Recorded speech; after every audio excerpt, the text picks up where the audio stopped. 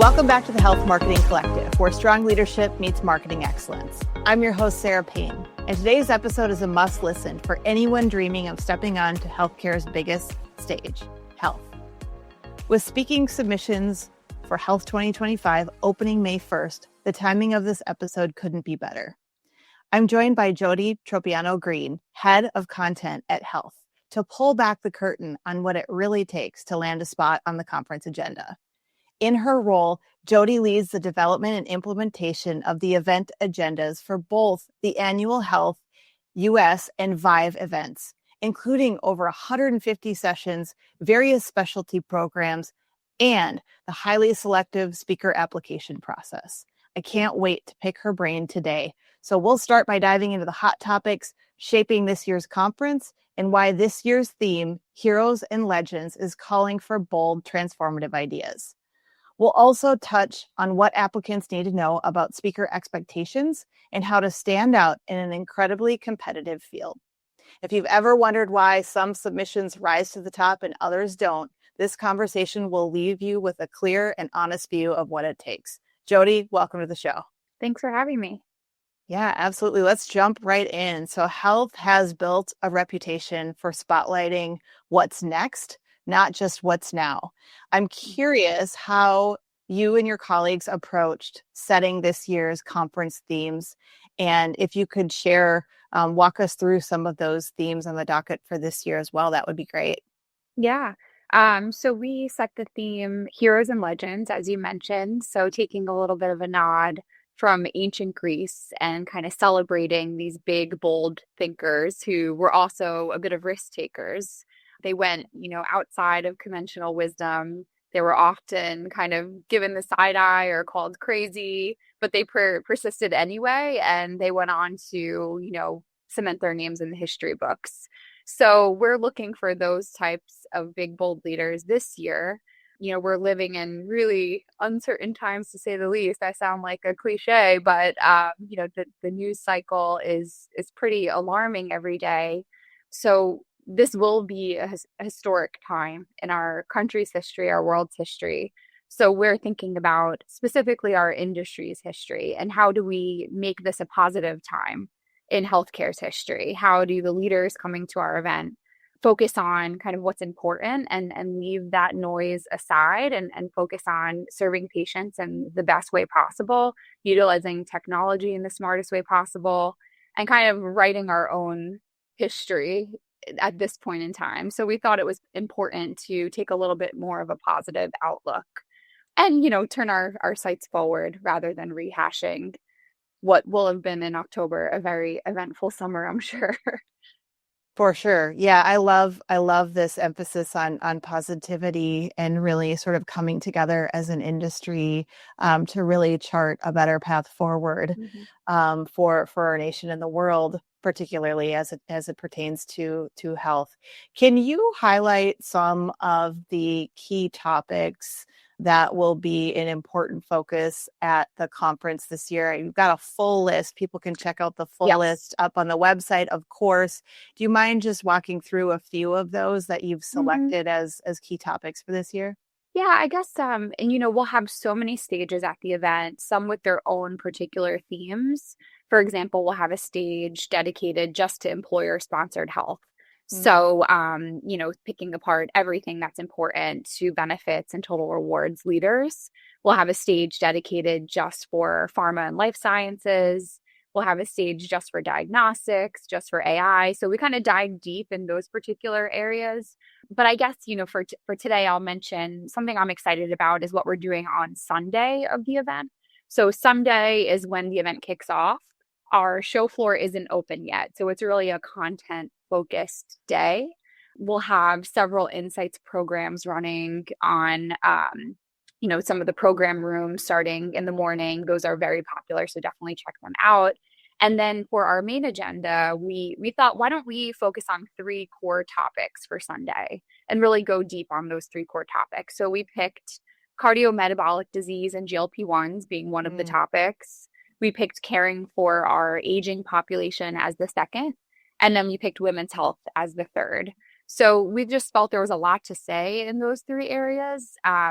thinking about caring for the aging population in particular, we have a huge boom in the Medicare population right now. We don't necessarily have the infrastructure to care for them. We don't have the workforce to care for them. We don't quite know how we're going to pay for this booming aging population. There's a lot of question marks. And I think it's actually an opportunity for technology to step in and fill some of those gaps. Yeah. So that's what we want to highlight there. For women's health, we want to focus, yes, reproductive maternal health, that's important, and we will cover that. But there's also so much else that we need to be talking about.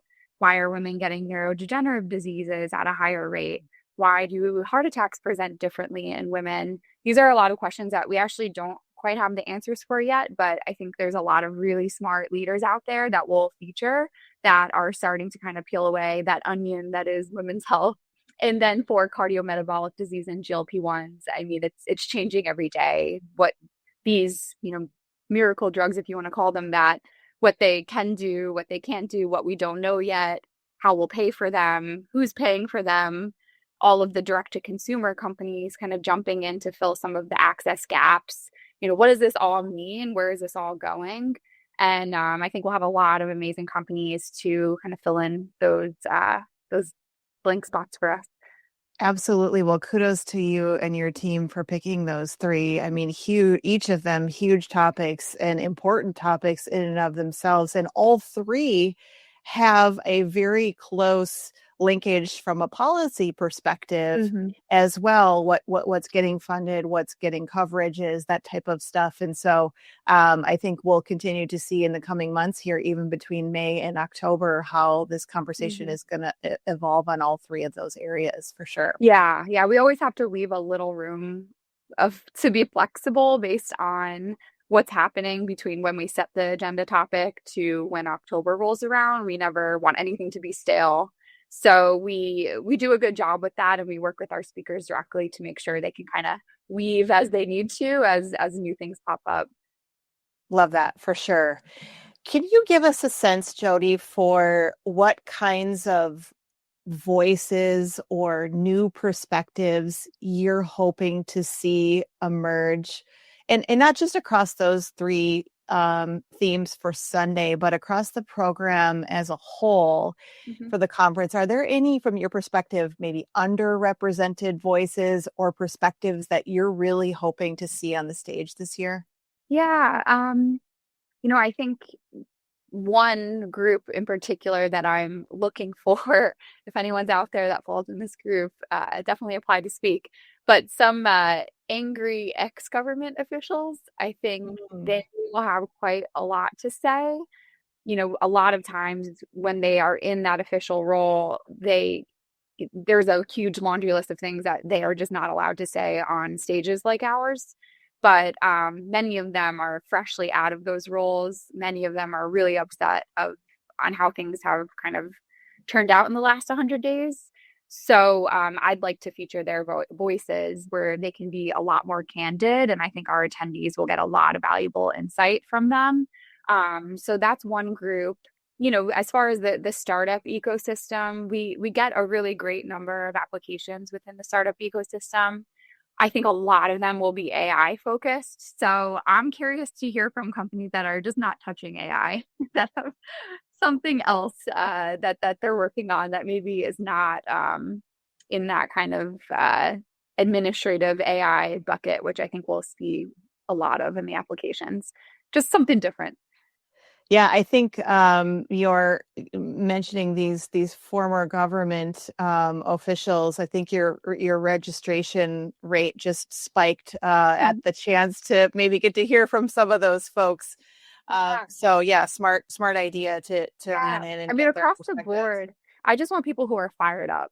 So whether they're an ex-government official, a founder, a clinician, like people who are just really fired up and they're ready to be really candid on our stage. Yeah, they're gonna say it like it is. They're gonna speak the hard truths that need to be said for sure. Are there any new session formats or programming changes that applicants or companies should be aware of in terms of new programming you're bringing to the conference this year?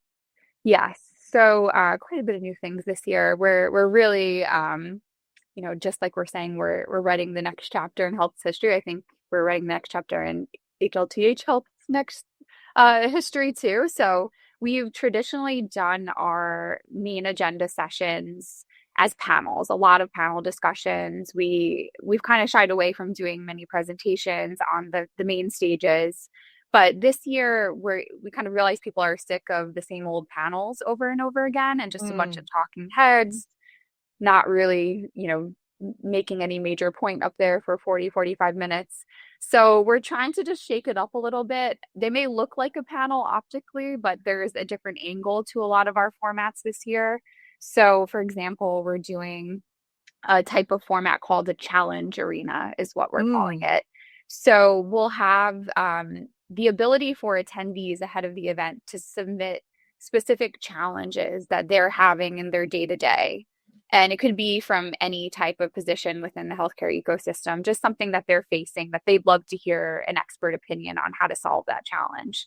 So we'll kind of sort through the list of challenges that we get, and we'll put together groups of speakers that are in kind of the same arena. So maybe it's a panel of 3 chief AI officers from a health system, and we choose a challenge from the list that we think they're uniquely positioned to solve. So we'll tell them individually what the challenge will be, but they don't have a chance to talk about it together until they're on stage at Health. So it's almost like live brainstorming between these 3 experts and hopefully solve someone's problem out there at the same time. So that's one format. Another one, we're doing a power panel is what we're calling it. And this is where we'll pose kind of an existential question of some sort, like just a big general problem that we're having in the industry, or maybe a debate-like question. So say we're talking about direct-to-consumer GLP-1s that we mentioned before, and we pose the question, like, is this harmful or helpful? Is this solving an access problem? Is it reducing costs? Or is it opening up a whole other can of worms of problems? And we get 3 leaders that maybe see this a little bit differently. So it's not necessarily a debate. They'll each have a chance to kind of answer the question at the very start of the session. So each would go up, they'll have, let's say, 3 minutes each to give their answer to this question. And then they sit down together and they talk through it. They say, well, I think you were right here. You're wrong there. I love your idea here. Let's expand upon that a bit. So let's cut through the BS and get right to the point of the conversation at the very beginning of the session. That's the point of the power panel. I can go on. There's many more, but they're all on our website. We have descriptions of each of these formats. Yeah, I love the creativity and innovation you guys are bringing to these new session formats. I think it's going to help keep the event very dynamic and engaging for attendees. So kudos to you all for getting creative and bringing new things to the table. Let's talk more about the speaker submissions. I've heard you say that submissions should reflect the speaker's authentic voice and not be an over-polished corporate narrative. What does that look like, right? Like, I think we can look at that and say, yeah, okay, an authentic voice. What does that actually look like in practice, and how can submitters make sure that their authenticity is coming through, Jody? Yeah, I mean, I think all too often we'll read through applications. There's one question we ask every year, like, what makes you unique? Why are you different than any other person in a similar role to you at another company? Why should we pick you? And so many times the answer to that question will be what their company does rather than what they do and their unique perspective. So, I mean, that's a surefire way for us to just kind of move on to the next application. Because it tells us that on stage you would just pitch your company rather than your own unique voice on whatever topic we land on. Yeah, and I think also bringing in the entirety of your experience rather than what you're doing at this very moment. Great point. What did you do before this? What was your first job in healthcare that you learned a lot from? Like, we kind of want that whole holistic, perspective on that person and how all of their different roles has led to their current opinion. And I think people with really unique backgrounds from outside of healthcare are interesting too. We love that. Like, if someone was in the fintech world for forever and they now feel like they can solve healthcare payments because of their experience in that other industry. I mean, a tall problem to solve, but you know what I mean. Yeah. No, this is really great advice. And I think, people mean well, right? And in applying for these things, but sometimes there may be an inadvertent, oh, they want my bio, an inadvertent copy paste because someone's busy, not because they're, trying to be inauthentic. But this is just really great advice for people Yeah. to make sure that their submission stands out. Also, I think you don't need to write everything that comes to mind. Like you can be really brief in your answers, but just really to the point. Sometimes those stand out the most to us. Like someone who can say a lot in not a lot of sentences. It means they'll be great on stage. Yeah. Yeah. More of that mic drop kind of moment. Yeah. I know that speaking experience matters in these Mhm. applications, but for newer voices who maybe haven't been on a ton of stages, but have something really valuable to contribute to the conversation in some of these areas that you've been talking about, what is your advice for making sure that their digital presence shows that they're ready for the health stage? What can they do there? Yeah, I mean, I think LinkedIn is such a great tool for that. That's probably the first place that we go after we read through someone's application. We want to see who they're engaging with, what they're posting, if they're commenting on popular posts and kind of getting into a conversation with someone in the comments on LinkedIn, not in a controversial way. Well, maybe a controversial way is okay, depending on the topic. Depends. Yeah. Depends. Yeah. So I think just someone who's like really putting themselves out there and putting their opinion out there on social media is a good sign that they'll be great on stage too. Such a good reminder. Yeah, make sure that they've got that presence behind it. So let's build on that a little bit. From a submission standpoint, what are the top 1 to 2 things that really separate a submission that gets selected from one that doesn't? So we do ask a question in the submissions on what their controversial take is on any given topic within healthcare. Wow, I sound like such a shit stir on this podcast so far. I mentioned this. I don't think you do at all. Yeah. But basically, we just want people with strong opinions. They're Yeah. always better on stage. They're not going to just agree with whatever their fellow panelists said and then say the same thing in a different way. They'll push back. And that's the only way change is going to happen. That's the only way we'll solve any problems is if people are willing to kind of constructively debate with each other. So that question is really important for us. And some people really knock it out of the park and they go there. And some people really shy away from that question. So I would say don't ignore that question. Think about it, and we won't share your answer with anyone. So you can be as controversial as you'd like. Love it. What is a common mistake that people make when submitting proposals? I mean, we talked about a couple. Yeah, another one that comes to mind is that they propose an entire session within the application. And we don't really have any questions that lend to that answer, but we're not looking for that. We do build our agenda internally. We come up with the session topics internally. We work with our speakers that we choose to fine tune them for sure. But it would be too many cooks in the kitchen if we were taking all of these full panel suggestions. So I would say just focus on bigger topic buckets. Don't try to pitch an individual session. I know that solution providers and vendors often face a tougher path to getting on the stage, and I think most people understand that. What's your advice to them? Some will make it on stage, but for those who don't, are there other avenues that they should be exploring if they want to have a presence at health? Yeah, it's a great point. I mean, it's just how it is. I think if you're going to an event, you likely don't want to listen to strictly solution providers. Some of them are wonderful, and we will definitely have a lot of them speaking, but we want to make sure that most of our speakers are coming from, the health systems, the payers, the pharmaceutical manufacturers, the heads of benefits, the people really driving a lot of this forward that are partnering with a lot of these solution providers. So, maybe there's less real estate to go around for these solution providers on the program. So I would say don't sleep on the sponsored specialty program opportunities. We have so many of them. They're so wonderful, and they're really meant for you to showcase what your company is building.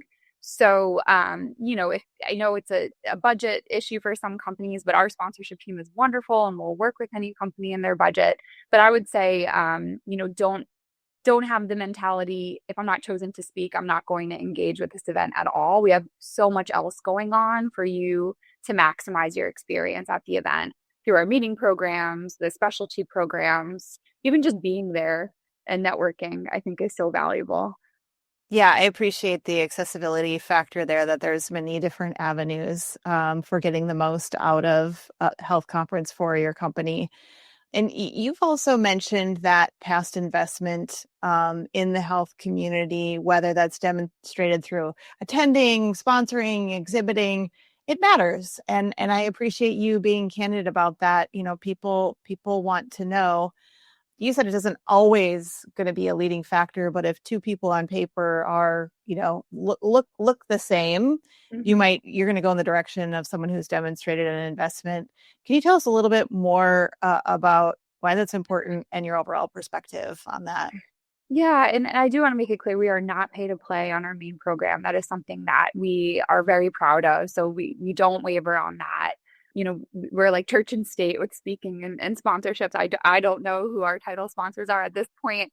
So I'm really choosing this based on merit. Right on. But like you mentioned, if we are looking at one spot on a panel and there are two companies that we're deciding between, both are amazing. We could go in either direction and it would be a win in either direction. We do look and see their historical engagement with the event. Have they been attending for many years? Have they been sponsoring before? Do they see a value in our event? And we'll nod on the side of the company that's been supporting us, because at the end of the day, like we want to support companies that are supporting us. And I think hopefully that's reasonable. I believe it is, and it makes sense. I mean, this is a community, right? It is an event, but it's also a community, and you want people who've been in the community and Yes. understand the evolving Yes. conversation that has happened over time, right? So that they understand the perspective of how do we level this up and make it new, right? And Yes. actually drive a conversation forward. So that totally makes sense. We also talked about how, maybe about half of the earned speaking slots come from this call for submissions, the open submissions that open May 1st.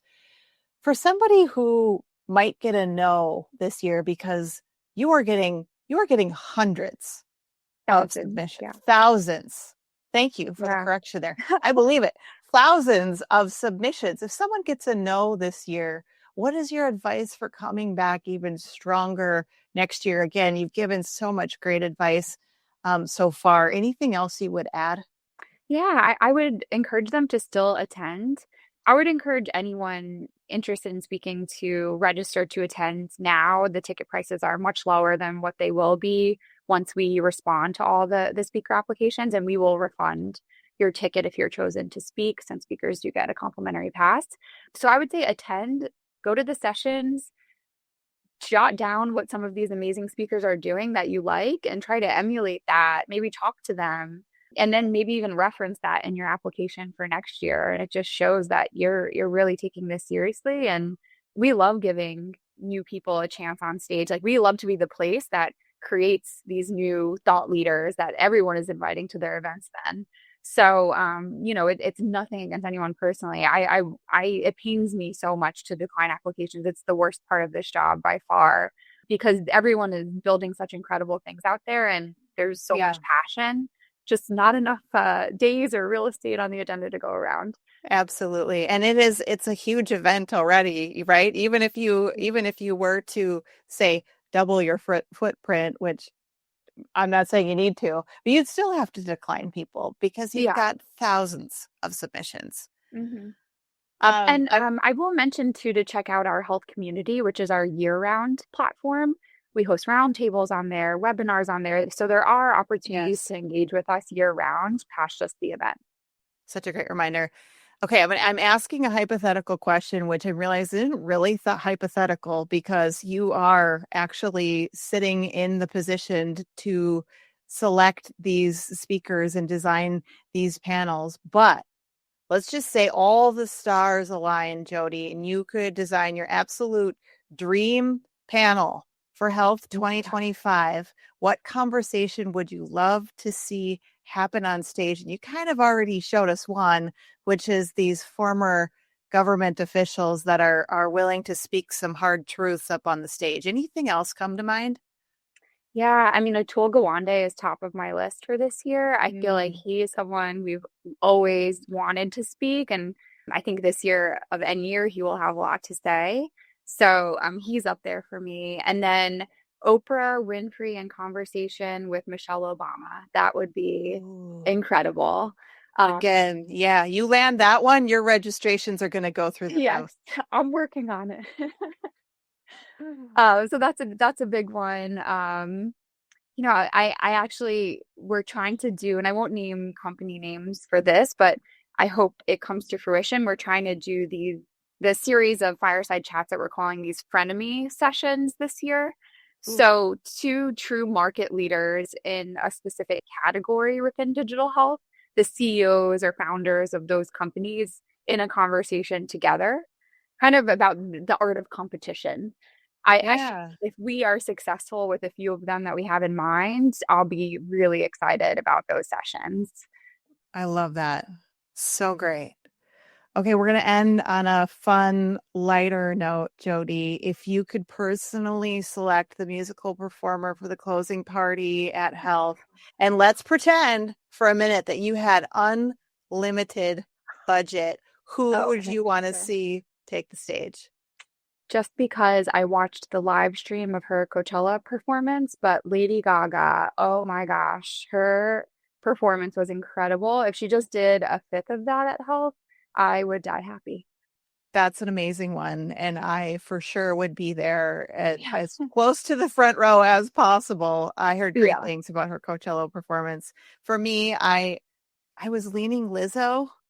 Oh yeah. She would be great. We may have had an opportunity to have her a very long time ago before she blew up, and we dropped the ball on that, which we regret deeply.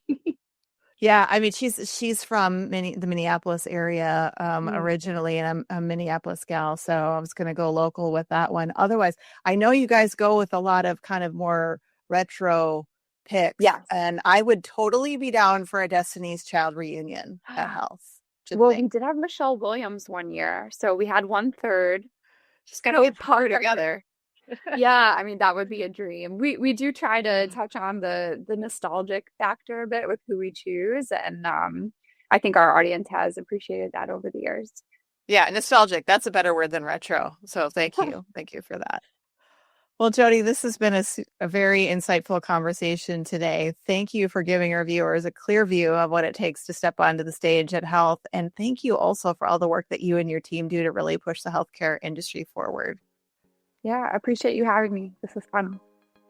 So, folks, the speaking submissions are now open. So send in your best ideas for Health 2025. Don't miss this opportunity. And Jody, before we wrap, we should definitely put in a plug for people to register for the conference early as well. Yes, please do. Hope to meet you all in Las Vegas. Awesome. Well, thanks so much, Jody, for being here today. Thank you. Thanks for tuning into the Health Marketing Collective, where strong leadership meets marketing excellence, because the future of healthcare depends on it. We'll see you next time.